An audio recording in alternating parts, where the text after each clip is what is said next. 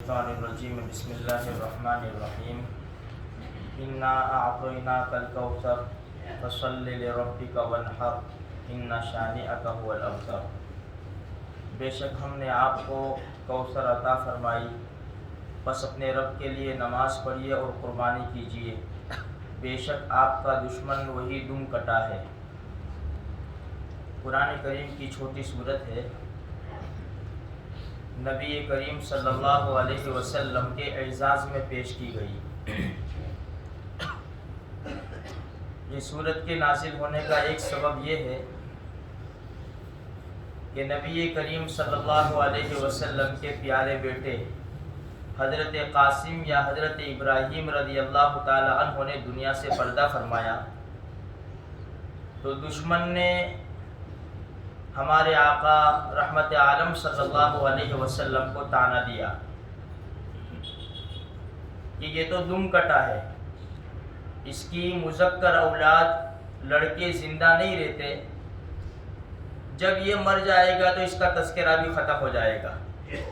یہ کہنے والوں میں عاص ابن وائل بھی تھا، اور ایک مرتبہ کعب ابن اشرف جو یہودیوں کا سردار جو مدینہ میں تھا، مدینہ سے مکہ مکرمہ آیا تھا، تو مشرکین مکہ کو پتہ چلا کہ یہ مدینہ کے سرداروں میں سے ایک سردار کعب ابن اشرف آیا ہوا ہے مکہ مکرمہ میں، تو سب مل کر اس کے پاس گئے اور جا کر اس کو اللہ کے رسول صلی اللہ علیہ وسلم کے بارے میں کہا کہ اس نوجوان کو دیکھو تو صحیح، اس نے ہمارے خاندانوں میں پھوٹ ڈال دی ہے، اور یہ اپنے آپ کو اللہ کا نبی کہہ رہا ہے اور کہہ رہا ہے کہ وہ ہم سے بہتر ہے، حالانکہ ہم حجاج کرام کو پانی پلاتے ہیں، بیت اللہ کی خدمت ہمارے پاس ہے۔ تو کعب ابن اشرف نے ان لوگوں سے کہا کہ نہیں تم ان سے بہتر ہو، تو ان کو فتویٰ مل گیا، تو یہ خوشی خوشی واپس چلے آئے۔ تو اللہ تبارک و تعالیٰ نے ہمارے نبی کو جب یہ طعنہ دیا ان لوگوں نے کہ بھائی اس کی اولاد تو مر جاتی ہے، تو اس کی نسل کہاں سے چلے گی؟ تو ظاہری بات ہے، ایک تو غم یہ کہ اولاد چل بسے یہ غم، اور دوسرا مشرک اور دشمن طعنہ دے۔ اللہ کے رسول صلی اللہ علیہ وسلم کی عادت شریفہ تھی کہ کسی کو جواب نہیں دیا کرتے تھے، جیسے تبت یدا ابی لہب یا آگے جو صورت ہے وہ اسی بارے میں نازل ہوئی۔ جب ہمارے نبی صفا پہاڑی کے اوپر چڑھے اور اعلان کیا کہ قولوا لا الہ الا اللہ تفلحوا، یہ لوگوں لا الہ الا اللہ کے لوگ کامیاب ہو جاؤں گے، تو ہمارے نبی خود کا چچا ابو لہب اس نے پتھر اٹھایا اور امام الانبیاء کی طرف پھینکا، اور اس نے یوں کہا تبت لک یا محمد الہذا جمعتنا، نعوذ باللہ، محمد تو ہلاک اور برباد ہو جائے، تو نے اس لیے ہمیں جمع کیا کہ سارے معبودوں کو چھوڑ دے ہم اور ایک معبود کو مانے، اس لیے تو نے ہمیں جمع کیا۔ ہمارے نبی خاموش، کچھ بھی نہیں بولے۔ چند ایک دو گنے چنے ایسی جگہ ہے جہاں پر ہمارے نبی نے کہا ہے، کچھ جواب دیا ہے، ورنہ ہمارے نبی خاموش رہے۔ اللہ تبارک و تعالیٰ نے جبریل کو نازل کیا اور کہا تبت یدا ابی لہب، نالائق، تو ہمارے نبی سے کہہ رہا ہے کہ تو ہلاک اور برباد ہو جاوے، کہ تو برباد ہو جاوے، تو ہلاک اور برباد ہو جاوے۔ ما اغنی عنہ مالہ وما کسب، قرآن نے اتنا یقینی بات کہی ہے، اتنا یقینی بات کہ ہلاک ہو گیا، اس کے ہاتھ ٹوٹ گئے، اس کا مال بھی اس کو کچھ کام نہیں آیا، ابھی تو زندہ تھا، لیکن اتنا یقینی بات کہی قرآن نے کہ یہ ہونے والا ہے۔ سیصلی نارا ذات لہب، پھر اس کے بعد مرنے کے بعد اسے پہنچائیں گے جہنم کی آگ میں۔ تو ہمارے نبی جواب نہیں دیتے تھے، اللہ تبارک و تعالی جبریل کو نازل فرماتے اور اس کا جواب دے دیتے۔ ہاں، ایک موقع کے اوپر جب دونوں جہان کے سردار امام الانبیاء محبوب کبریا رسالت مآب صلی اللہ علیہ وسلم کو ایک صدمہ پہنچا تھا، جو ہمارے نبی کی 2 بیٹیاں تھیں جو مشرک کے نکاح میں تھی، ابھی رخصتی نہیں ہوئی تھی، اور اس وقت جائز تھا، کافر سے مشرک سے نکاح جائز تھا. تو دونوں نے آ کر ہمارے نبی کی توہین کی پہلے، اور ایک روایت میں آتا ہے کہ ہمارے نبی کے چہرے پر تھوکا اور ہمارے نبی کا گریبان پکڑ کر جھنجھوڑا، اور پھر ایک مجلس میں 2 طلاقیں دی، دونوں بیٹیوں کو طلاق ایک مجلس میں. اس وقت ہمارے نبی کے ہاتھ اٹھے دعا کے لیے، اللہم سلط علیہ کلبا من کلابک، کہ اللہ تیرے کتوں میں سے ایک کتا اس کے اوپر مسلط فرما.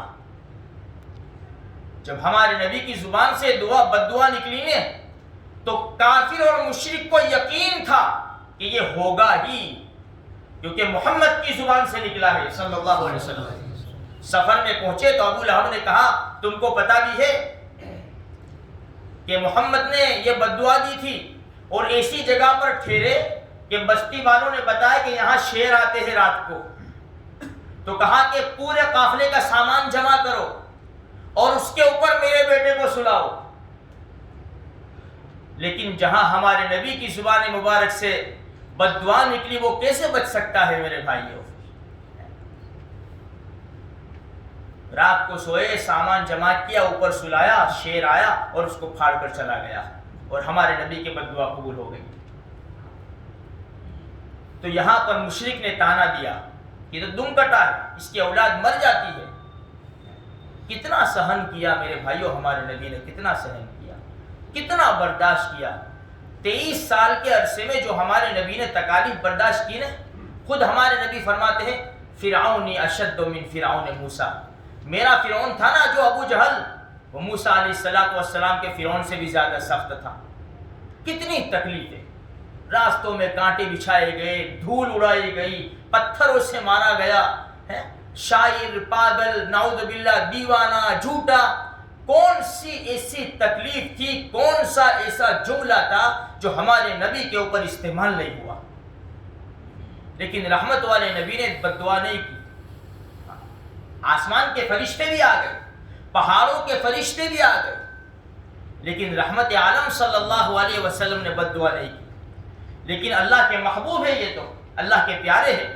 فوراً اللہ تبارک و تعالیٰ نے جبریل کو نازل کیا. ایک روایت میں ہے کہ ہمارے نبی سوئے ہوئے تھے، تھوڑی سی غنودگی تھی کہ ہنستے ہوئے اٹھے.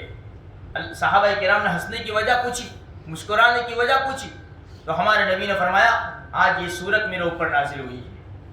ایک روایت میں آتا ہے کہ جبریل کے ساتھ جب معراج میں جا رہے تھے اور جنت کی سیر کر رہے تھے تو یہ حوض کو دیکھا تھا، کوثر کو.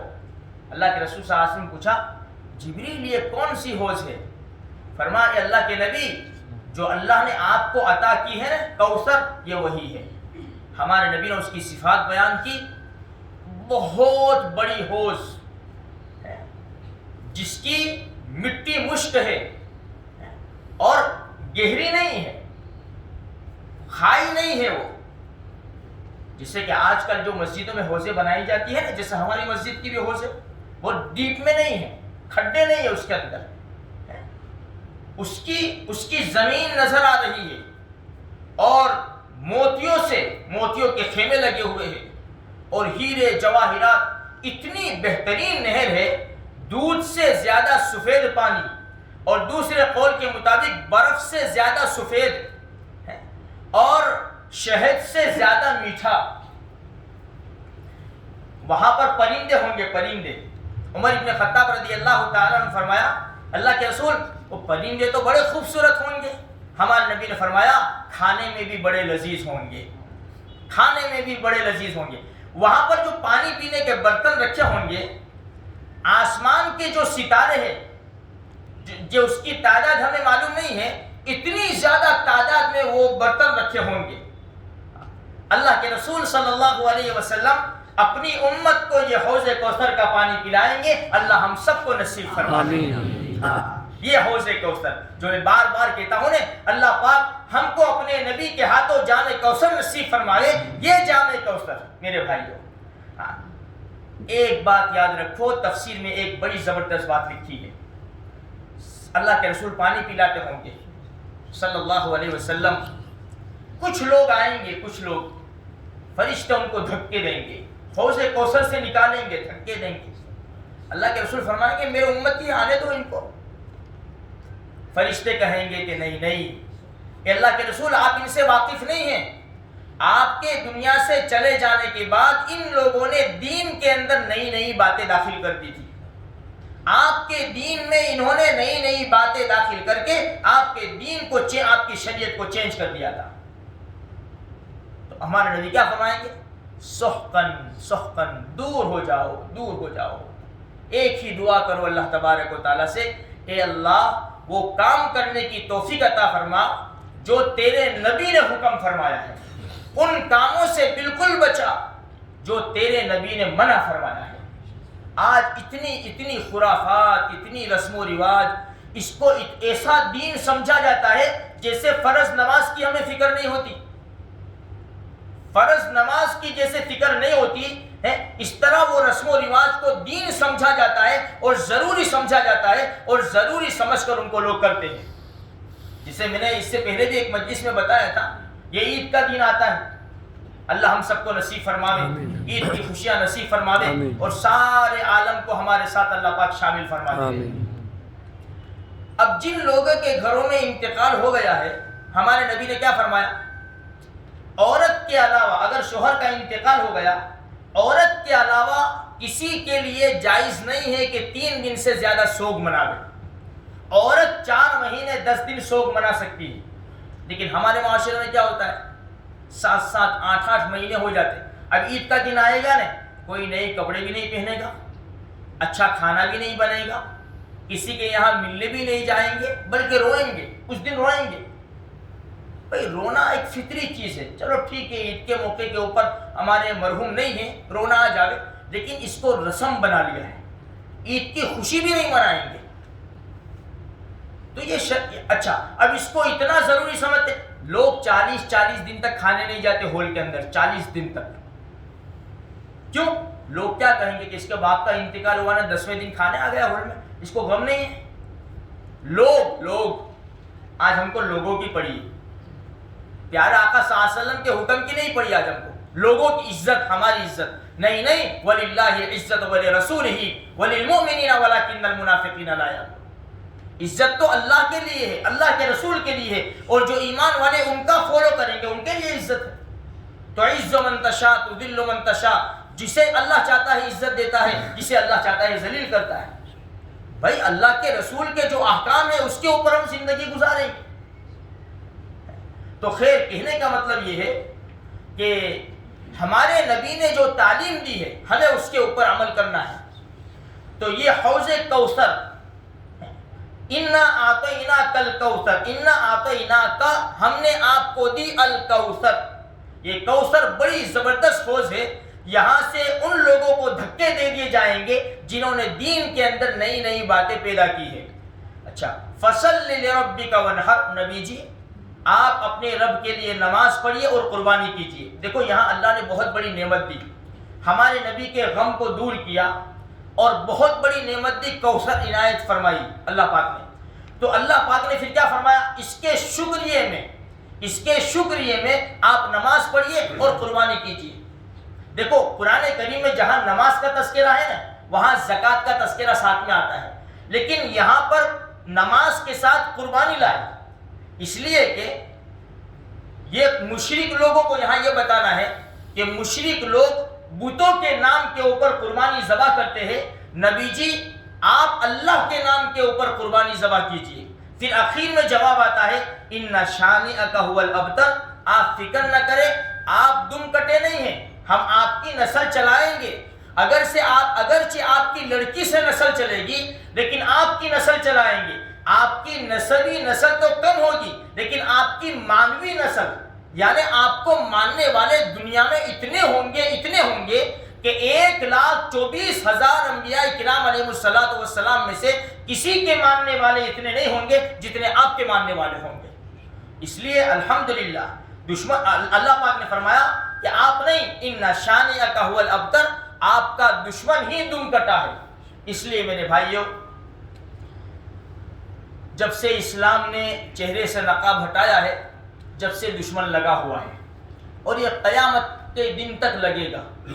جب تک مسلمان اس دھرتی کے اوپر رہے گا، وہاں تک حق اور باطل کا معرکہ ہوتا رہے گا، حق اور باطل کی جنگ اور لڑائی ہوتی رہے گی۔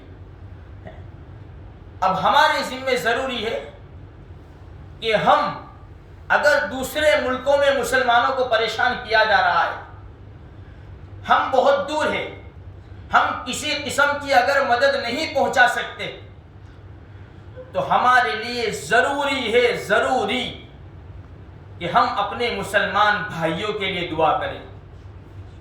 مسجد اقصیٰ جو ہے میرے بھائیوں، وہ سلیمان علیہ السلام کی بنیاد والی مسجد ہے۔ سلیمان علیہ السلام اللہ کے نبی نے بنیاد ڈالی ہے اس کی۔ کئی مرتبہ دشمنوں کے نرغوں میں گئی اور کئی مرتبہ آزاد ہوئی۔ عمر ابن خطاب رضی اللہ تعالیٰ عنہ کے زمانے میں آزاد ہوئی، پھر آگے چلو پھر چلی گئی، پھر اللہ کا یہ بہادر شیر صلاح الدین ایوبی رحمۃ اللہ علیہ کے زمانے میں آزاد ہوئی۔ کئی مرتبہ گئی، کئی مرتبہ آئی میرے بھائیوں، آج بھی دشمنوں کے نرغے میں ہے، اور آج نہتے فلسطینی، کمزور فلسطینی، بے بس فلسطینی، بے سہارا فلسطینی اللہ کے نام کے اوپر مسجد اقصیٰ کو بچانے کے لیے آج اپنی جانوں کا نذرانہ پیش کرتے ہیں۔ آج ہماری آنکھوں کے سامنے ہیں، بچے یتیم ہو رہے ہیں، خون کے فوارے چھوٹ رہے ہیں، پھر بھی سینہ تان کر اللہ کو راضی کرنے کے لیے دوسری کوئی غرض نہیں ہے، مسجد اقصیٰ کو بچا لیا جائے۔ ان کو ہماری مدد کی بھی ضرورت نہیں ہے، وہ اعلان کر چکے ہیں ہم اپنی لڑائی لڑیں گے، ہمیں دنیا کی مدد نہیں چاہیے۔